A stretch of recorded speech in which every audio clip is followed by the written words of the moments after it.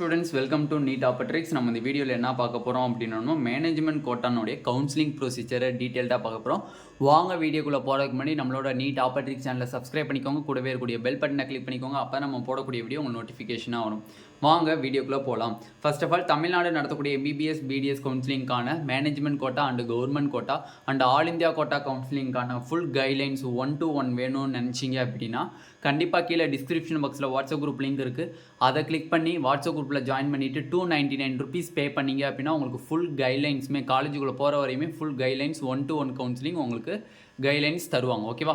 Okay, இப்போ first of all பார்த்தீங்க அப்படின்னா எக்கச்சக்கமான ஸ்டூடெண்ட்ஸ் அண்ட் பேரண்ட்ஸுக்கு மேனேஜ்மெண்ட் கோட்டாவில் நம்ம எப்படி போகிறது, என்ன ப்ரொசீஜர் அப்படின்னு தெரியாமல் இருக்கீங்க. இந்த டவுட் இருக்குது, இதில் வந்து நான் 1-to-1 கிளாரிஃபிகேஷன் பண்ணணும்னா நீங்கள் பே பண்ணி கேட்டுக்கோங்க. ஓகேவா? ஓகே, இதே எனக்கு புரியுது அப்படின்னா இதவே நீங்கள் அக்செப்ட் பண்ணிக்கோங்க. ஓகேவா? ஓகேப்பா. ஃபர்ஸ்ட் ஆஃப் ஆல் பார்த்தீங்க அப்படின்னா நம்மளுக்கு வந்து மொத்தம் எத்தனை ரவுண்டு நடக்குது? நார்மலாக மொத்தம் 4 ரவுண்டு நடக்கிறதுக்கு சான்சஸ் இருக்குது. Round 1 and round 2 mop up round counselling and stay vacancy counselling. இதில் நம்ம இந்த வீடியோவில் பார்க்க போகிறது வந்து ரவுண்டு 1 கவுன்சிலிங்கை ஃபஸ்ட்டு பார்த்துடலாம். Next round 2 counselling. இந்த 2 கவுன்சிலிங் தான் நம்ம இப்போ டீட்டெயில்டாக பார்க்க போகிறோம். ஓகே, ஃபஸ்ட் ரவுண்ட் கவுன்சிலிங்னா நீங்கள் என்ன பண்ணியிருக்கணும்னா ஆல்ரெடி நீங்கள் அப்ளிகேஷன் போட்டிருக்கணும். ஃபஸ்ட்டு பாயிண்ட் என்னதுன்னா நீங்கள் மேனேஜ்மெண்ட் கோட்டாக்கு அப்ளை பண்ணியிருக்கணும், ரெஜிஸ்டர் பண்ணியிருக்கணும். ரெஜிஸ்டர் பண்ண ஸ்டூடெண்ட்ஸ் மட்டும்தான் எலிஜிபிள் ஃபார் ரவுண்டு 1 கவுன்சிலிங். ஓகேவா? ஓகே, நெக்ஸ்ட் பார்த்தீங்க அப்படின்னா சாய்ஸ் ஃபில்லிங் பண்ணணும். நீங்கள் சாய்ஸ் ஃபில்லிங் பண்ணதில் ரொம்ப ரொம்ப இம்பார்ட்டன்ட் பாயிண்ட்ஸ்லாம் எக்கச்சக்கமாக இருக்குது. தெளிவாக வீடியோ ஸ்கிப் பண்ணாமல் பாருங்கள், அப்போ தான் புரியும். சாய்ஸ் ஃபில்லிங் பண்ணணும். சாய்ஸ் ஃபில்லிங் பண்ணும்போது நீங்கள் செக்யூரிட்டி டெபாசிட்டாக 1 lakh rupees நீங்கள் பே பண்ணணும். செக்யூரிட்டி டெபாசிட்டாக 1 lakh rupees நீங்கள் பே பண்ணணும். நெக்ஸ்ட்டு பார்த்தீங்க அப்படின்னா நார்மலாக வந்து தேர்டு பாயிண்ட் பார்த்தீங்க அப்படின்னா நம்மளுக்கு நார்மலாக ரவுண்ட் 1ல் உங்களுக்கு ஒரு சீட்டு கிடைக்குது. சீட்டு கிடச்சி நீங்கள் ஜாயின் பண்ணாலும் சரி, ஜாயின் பண்ணிவிட்டு அட்மிஷன் ப்ராசஸ் போட்டுட்டு நீங்கள் அப்கிரேடேஷனுக்கு போனாலும் சரி, இல்லை எனக்கு கொடுத்த காலேஜ் பிடிக்கலை, எனக்கு அந்த காலேஜஸ் வந்து எனக்கு நான் ஆசைப்பட்ட காலேஜ் இல்லை, அதனால நான் காலேஜில் ஜாயின் பண்ணலைன்னு சொன்னாலும் உங்களுக்கு எந்த ஒரு ஃபோர்ஃபீட்டும் பண்ண மாட்டாங்க. ஓகேவா? உங்களுக்கு சீட்டு கொடுத்துட்டாங்க, சீட்டு கொடுத்து நீங்கள் அந்த காலேஜில் ஜாயின் பண்ணலை, டோ நாட் ஜாயின் பண்ணலை. சீட்டு கொடுத்துட்டாங்க பட் ஜாயின் பண்ணலை. ஓகேவா? அப்போ உங்களுக்கு ஃபோர்ஃபீட்டுன்னு சொல்லக்கூடிய பெனால்ட்டி பிடிப்பாங்களான்னு கேட்டால் பிடிக்க மாட்டாங்க. ஓகே, நெக்ஸ்ட்டு தேர்ட் கேஸ் பாருங்கள். சீட்டு கொடுத்துட்டாங்க, நீங்கள் ஜாயின் பண்ணிவிட்டு அவங்க சொல்கிற டயத்துக்குள்ளே, ஸ்டிப்புலேட்டட் டயத்துக்குள்ளே நீங்கள் ரிசைன் பண்ணிடுறீங்க. ரிசைன் பண்ணிவிட்டா உங்களுக்கு பெனால்ட்டி பிடிப்பாங்களானே பிடிக்க மாட்டாங்க. எதனாலனே ஃபஸ்ட் ரவுண்டில் இவ்வளோ ஃப்ரீனஸ் இருக்குன்னா இது வந்து ஃப்ரீ எக்ஸிட் ரவுண்டு. உங்களுக்கு சீட்டு கொடுத்து நீங்கள் ஜாயின் பண்ணாலும் சரி, ஜாயின் பண்ணலைனாலும் சரி, இல்லை ஸ்டிப்புலேட்டட் டயத்துக்குள்ளே நீங்கள் சீட்டு வேணான்னு ரிசைன் பண்ணாலும் சரி, உங்களுக்கு எந்த ஒரு பெனால்ட்டியுமே பிடிக்க மாட்டாங்க. இதுதான் ரவுண்டு 1. மேக்ஸிமம் ரவுண்டு 1 எல்லாத்துக்குமே தெரியும். இப்போ ரவுண்டு 2ல் தான் வந்து விஷயமே இருக்குது. நம்மளுக்கு ரவுண்டு 2 தான் கொஞ்சம் ட்ரிக்கியாக இருக்கும். ஓகேப்பா. இப்போ நார்மலாக ஃபஸ்ட்டு என்ன சொல்லியிருக்காங்க, ஆல்ரெடி அப்ளிகேஷன் போட்டு மேனேஜ்மெண்ட்டுக்கு ரெஜிஸ்டர் பண்ணியிருந்தால் தான் நீங்கள் வந்து ரவுண்டு 2 கவுன்சிலிங்லையும் சாய்ஸ் ஃபில் பண்ண முடியும். சாய்ஸ் ஃபில் பண்ணுறீங்க அப்படின்னா ரவுண்டு 1ல் சாய்ஸ் ஃபில் பண்ணாமல் ரவுண்டு 2ல் டேரெக்டாக வந்து சாய்ஸ் ஃபில் பண்ண முடியாது. ரவுண்டு 1ல் ஆல்ரெடி சாய்ஸ் ஃபில் பண்ணியிருக்கணும். நீங்கள் 1 lakh rupees செக்யூரிட்டி டெபாசிட் கட்டி 1 lakh rupees இது பண்ணியிருக்கணும்.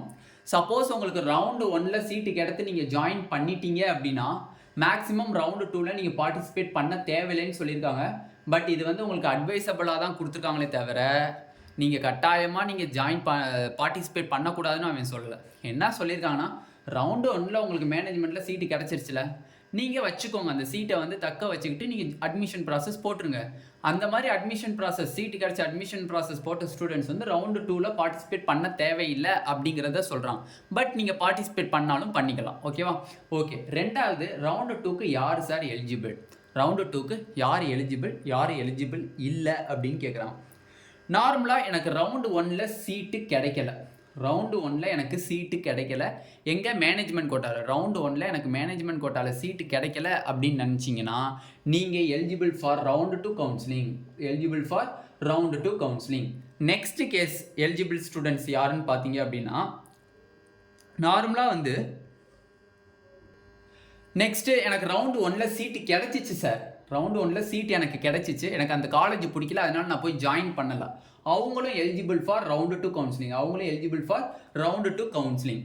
ஓகே, கேஸ் நம்பர் 3 மூணாவது பாசிபிலிட்டி என்னன்னா, ரவுண்டு 1ல் எனக்கு சீட்டு கொடுத்தாங்க, நான் போய் அட்மிஷன் போட்டுட்டேன், போட்டதுக்கப்புறம் தான் எனக்கு அந்த காலேஜ் பிடிக்கல, அதனால அவங்க சொன்ன டேட்டுக்குள்ளே நான் ரிசைன் பண்ணிட்டேன், இப்போ நான் எலிஜிபிளா அப்படின்னு கேட்டிங்கன்னா கண்டிப்பாக எலிஜிபிள். நல்லா புரிஞ்சுக்கணும், சீட்டு ரவுண்டு 1ல் எந்த சீட்டுமே எடுக்காதவங்களும் எலிஜிபிள் ஃபார் ரவுண்ட் 2 கவுன்சிலிங். சீட்டு கொடுத்துருக்காங்க பட் எனக்கு அந்த காலேஜ் பிடிக்கலன்னு சொல்லி போய் ஜாயின் பண்ணாத students eligible for round 2 counselling. Seat கொடுத்தாங்க, நான் போய் அட்மிஷன் போட்டுட்டேன், பட் எனக்கு அந்த காலேஜ் பிடிக்காதனால நான் ஸ்டிப்புலேட்டட் டயத்துக்குள்ளே ரிசைன் பண்ணிட்டேன் அப்படிங்கிறவங்க எலிஜிபிள் ஃபார் ரவுண்ட் 2 கவுன்சிலிங். இது செகண்ட் பாயிண்ட். நெக்ஸ்ட்டு நான் எலிஜிபிள் கேண்டிடேட். இதில் தான் நீங்கள் புரிஞ்சுக்கணும், நான் eligible candidate.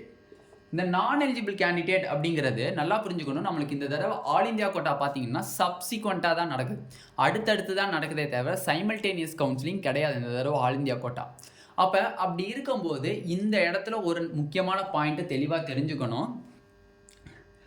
Candidates who have not registered in round 1 of online counseling. Online counselling round 1ல் நீங்கள் வந்து ரெஜிஸ்டர் பண்ணாதவங்களும் சரி, சாய்ஸ் ஃபில் பண்ணாதவங்களும் not eligible for round 2 counselling. ஓகேவா? சாய்ஸ் ஃபில் நீங்கள் கண்டிப்பாக ரவுண்ட் 1ல் பண்ணியிருக்கணும், கிடைக்கலையோ கண்டிப்பாக சாய்ஸ் ஃபில்லிங் பண்ணியிருந்தால் தான் நீங்கள் ரவுண்ட் 2ல் சாய்ஸ் ஃபில் பண்ண முடியும், இல்லைனா வந்து அந்த காலேஜஸ்லாம் உங்களுக்கு காமிக்காது. ஓகேவா? ஓகே, இப்போ ரெண்டாவது பாயிண்டில் என்ன சொல்கிறாங்க அப்படின்னு பாருங்கள், தெளிவாக கேட்டுக்கோங்க. Candidate whose names are in the joined list provided by MCC at the end of All India round 2. ஓகேவா? நம்மளுக்கு ஃபர்ஸ்ட் ஆஃப் ஆல் பார்த்தீங்க அப்படின்னா தெளிவாக தெரியும், ஆல் இந்தியா கோட்டாவில் ரவுண்டு 1 ஃபினிஷ் ஆனதுக்கு அப்புறம் தான் ஸ்டேட் கோட்டா நடக்கும். ஆல் இந்தியா கோட்டா ஏஐக்யூன்னு போடுறேன், all India quota first round finish ஆனதுக்கு அப்புறம் தான் ஸ்டேட் கோட்டா ஃபர்ஸ்ட் ரவுண்ட் நடக்கும். Next all India quota round 2 finish ஆனதுக்கு அப்புறம் தான் ஸ்டேட் கோட்டா ரவுண்டு 2 நடக்கும். இப்போ என்ன சொல்றாங்கன்னா, நீங்க ஒரு மாணவர் ஆல் இந்தியா கோட்டாவில் போய் கவர்மெண்ட் காலேஜஸோ இல்லை டீம்டு யூனிவர்சிட்டிஸோ நீங்கள் சீட்டு கிடைச்சிருச்சு, ஆல் இந்தியா கோட்டா ரவுண்ட் 2ல் உங்களுக்கு சீட்டு கிடைச்சிருச்சு அப்படின்னா, நீங்கள் வந்து அந்த எம்சிசி லிஸ்ட்டில் உங்கள் பேர் இருக்குன்னு வந்துட்டாலே நீங்கள் not eligible for state round quota, non எலிஜிபிள்னு சொல்லிட்டாங்க. நல்லா புரிஞ்சுக்கோங்க, ரவுண்டு 2ல் நீங்கள் ஆல் இந்தியா கோட்டாவில் பார்ட்டிசிபேட் பண்ணுறீங்க. சப்போஸ் உங்களுக்கு கவர்மெண்ட் மெடிக்கல் காலேஜஸோ இல்லை வந்து உங்களுக்கு வந்து அதர் டீம்டு யூனிவர்சிட்டிஸோ உங்களுக்கு ஃபிக்ஸ் ஆயிடுச்சு. இப்போ நான் வந்து ஸ்டேட் கோட்டாவில் பார்ட்டிசிபேட் பண்ணலாமான்னா பண்ணக்கூடாது. ரவுண்டு 2 ஸ்டேட் கோட்டாவுக்கு நீங்கள் இன்எலிஜிபிள். அந்த டைலாக்கை நீங்கள் தெளிவாக பாருங்கள். Candidates whose names are in the joined list provided by MCC மூலியமாக ப்ரொவைட் பண்ணக்கூடிய ரவுண்டு 2னுடைய எலிஜிபிலிட்டி லிஸ்ட்டு, அந்த அலாட்டட் லிஸ்ட்டில் வந்து உங்கள் பேர் இருந்துச்சு அப்படின்னா end of the all India quota round 2 கவுன்சிலிங்கில் நீங்கள் not eligible for state quota round 2 counselling. இதுதான் ரொம்ப ரொம்ப இம்பார்ட்டண்டான பாயிண்ட். ஓகேவா? ஓகேண்ணே, இப்போ நான் ஆல் இந்தியா கோட்டாவில் நான் போகவே இல்லை சுத்தமாக. ஆல் இந்தியா கோட்டா எனக்கு வேணாம், நான் வந்து ஸ்டேட் கோட்டாலே வாரேன். ஓகேவா? இப்போ எனக்கு ரவுண்டு 1ல் எனக்கு சீட் அலாட் ஆகலை, நான் ரவுண்ட் 2ல் பார்ட்டிசிபேட் பண்ணேன், ஃப்ரெஷ் சாய்ஸ் ஃபில்லிங் திருப்பியும் பண்ணேன், பட் எனக்கு ஏதோ ஒரு காலேஜ் ஃபிக்ஸ் ஆயிடுச்சு. ஃபார் எக்ஸாம்பிள் உங்களுக்கு நியூ காலேஜஸ் பிஎஸ்பி வந்து ஃபிக்ஸ் ஆயிருக்குன்னு வச்சுக்கோங்க, பிஎஸ்பி வந்து ஃபிக்ஸ் ஆயிருக்கு, பட் பிஎஸ்பி வந்து எனக்கு பிடிக்கலண்ணே. இப்போ தான் நாங்கள் தான் ஃபஸ்ட்டு செட்டு, எங்களுக்கு என்ன ப்ரொசீஜர்னே தெரியல, எனக்கு அந்த காலேஜ் பிடிக்கல. இப்போ நான் பார்ட்டிசிபேட் பண்ணலாமா round 3, I means mop up ரவுண்டுக்கு நீங்கள் பார்ட்டிசிபேட் பண்ணலாமான்னு கேட்பீங்க. பார்ட்டிசிபேட் பண்ணலாம், ஆனால் எப்போ பண்ணணும் அப்படின்னா உங்களோட செக்யூரிட்டி டெபாசிட்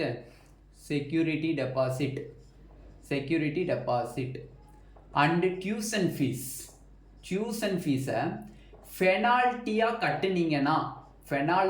கட்டினீங்கன்னா நீங்கள் ரவுண்டு 3ல் பார்ட்டிசிபேட் பண்ணலாம். நல்லா புரிஞ்சுக்கணும், ரவுண்டு 1ல் உங்களுக்கு சீட்டே கிடைக்கல, ரவுண்டு 2ல் உங்களுக்கு ஒரு சீட்டு கொடுத்துருக்கான், பிஎஸ்பிங்கிற ஒரு காலேஜ் கொடுத்துருக்கான்னு வச்சுக்கோங்க எக்ஸாம்பிளுக்கு, அந்த காலேஜும் உங்களுக்கு பிடிக்கல.